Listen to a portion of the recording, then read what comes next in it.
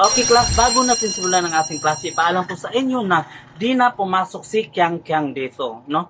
Dahil sa pangbubuli ninyo. Kaya apat na lang kayo dito sa loob ng ating klase. Okay, naintindahan? Buti na lang di pumasok. Anong sinabi mo, Bangs? Wala, sir. Sabi kasi niya sa akin, pumunta daw siya mamaya sa bahay. Yan ang kanya sinabi? Ikaw naman, sir, no? Di ba sabi ko sa inyo, huwag nang mag-ingay? Hello, sir. Magandang araw.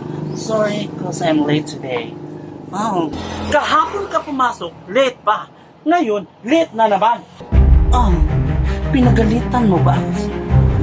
Alam mo ba kung sino ang supla alam mo dahil ba principal ang mama mo dito?